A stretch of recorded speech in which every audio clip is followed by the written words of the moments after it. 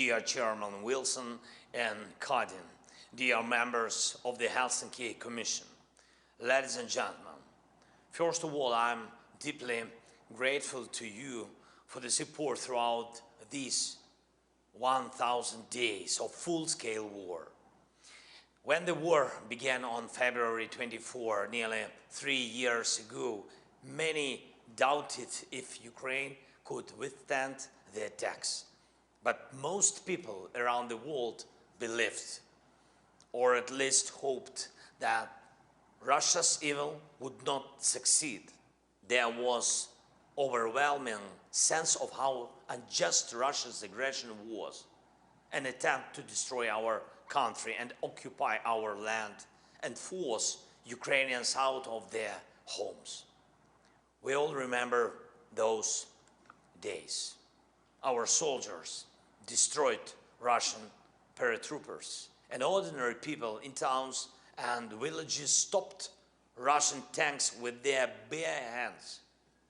Long convoys of Russian troops moved through Ukraine while the world slowly overcame the initial shock and began uniting to support us.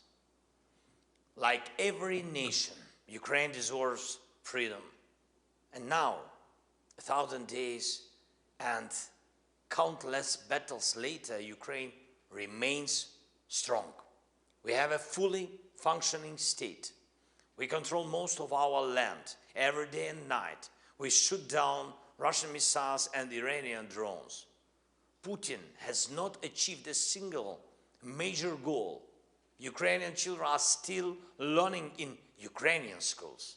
In most cities and towns, life goes on despite the war.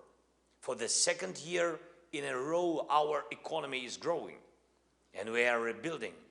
Even now, the arrival of thousands of North Korean troops to support Russia will not break us. If the United States finds a way to make such strong, decisive choices, our strengths now and the strength of the entire free world for decades to come is possible thanks to the incredible support of the United States, millions of Americans united against evil. Thank you for this. And I thank the entire US Congress for standing with us.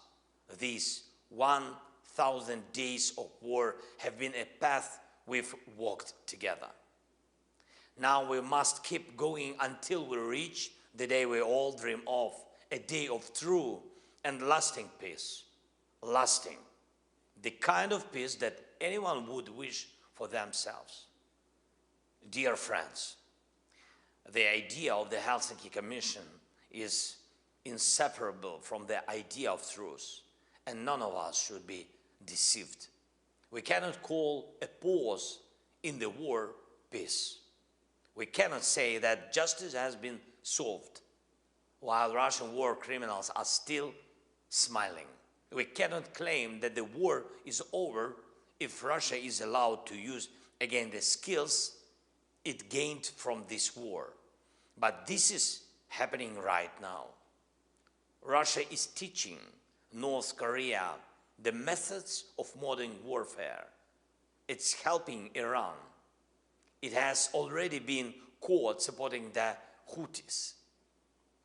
Russia is fueling chaos in Africa. All of this is a global threat, and Russia is stoking its flames through the fire of this war.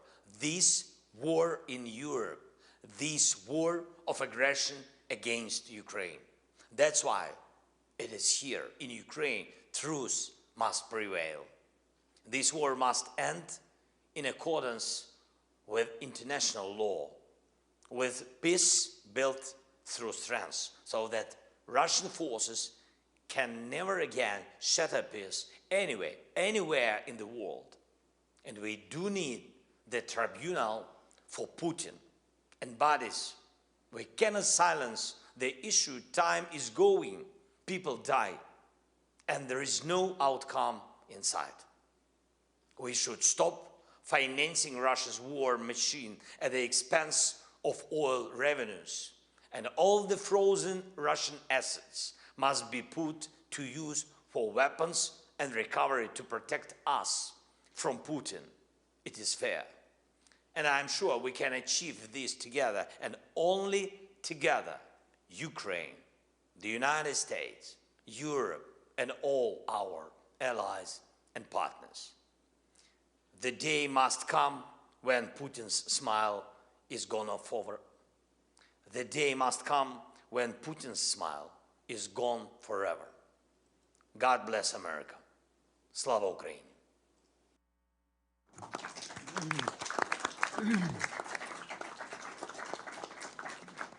And again, it's so humbling and inspiring to see President Zelensky in his presentation.